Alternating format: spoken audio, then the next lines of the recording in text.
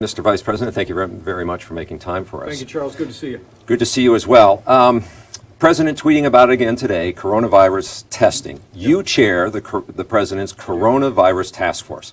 Has he asked you to slow down the testing process? Oh, no. The President's made it clear from very early on that we were to forge a seamless partnership with governors around the country. And at this point, I think we've done more than 27 million tests across America. And that's more than any other nation in the world, and it's a real testament to the public-private partnership that the President forged.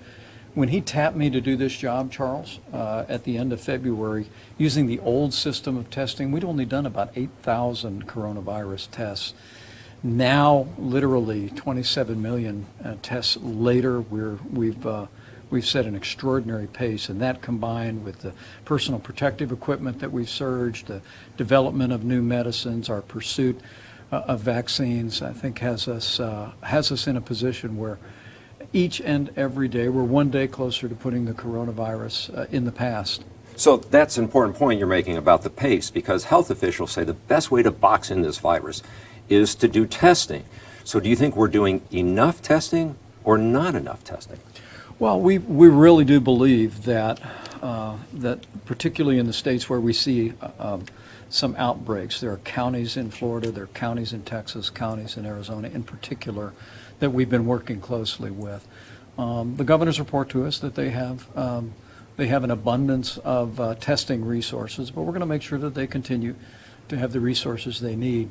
We're also encouraging states around the country, including here in Wisconsin, to take what we call the point-of-care tests, which are the quick turnaround 15-minute tests, and deploy those in vulnerable communities, inner-city communities that have faced particular challenges with the coronavirus, and most especially long-term care and nursing homes, where we want to be able to do regular testing, because we know that there, for certain Americans, particularly seniors with serious underlying health conditions, the threat of a serious outcome from the coronavirus is very real. And so we're working with states, including Wisconsin, to make sure we deploy those resources at the point of the need. But making sure that we have enough testing.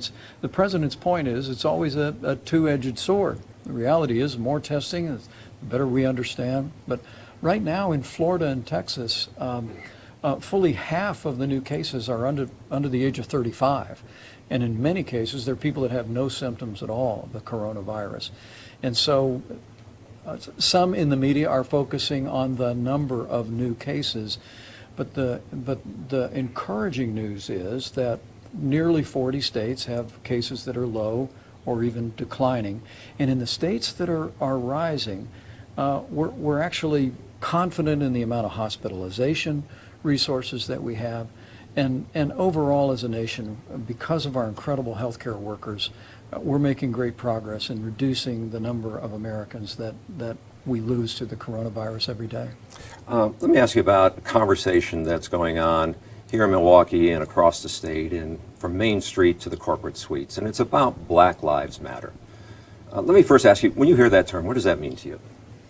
Well, look, I'm pro-life. I believe that all lives matter, and that the lives of our African American community are precious in the sight of God. And the school choice meeting that we had today, and the way that Wisconsin has expanded educational opportunities to our minority communities is emblematic of that.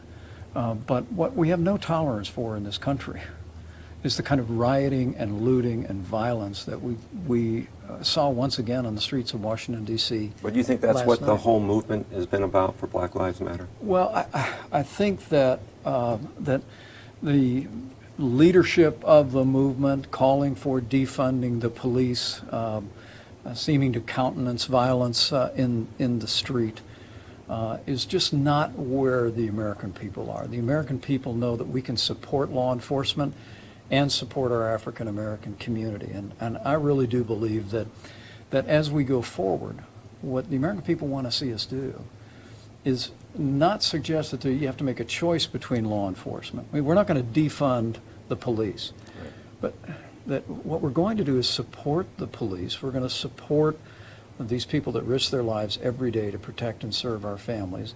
We're going to give them resources for for better training and accountability. And then we're going to support the African American community, not just in the area of public safety, but we're also going to expand opportunities for educational choice. We're going to expand jobs and opportunities. So You let me know, ask from you the about that. outset of this administration, Charles, I'm very proud to be part of an administration that had the lowest unemployment rate ever recorded for African Americans. We've expanded opportunity zones, creating jobs and investment in minority communities all across this country. We had historically high funding for black colleges and universities in this country. That's a story I'm excited to tell here in Wisconsin. Well, that's why I wanted to ask you about that just quickly, because for Black Lives Matter, they look at the decades of disparity, especially in Milwaukee, in the income gaps, in home ownership.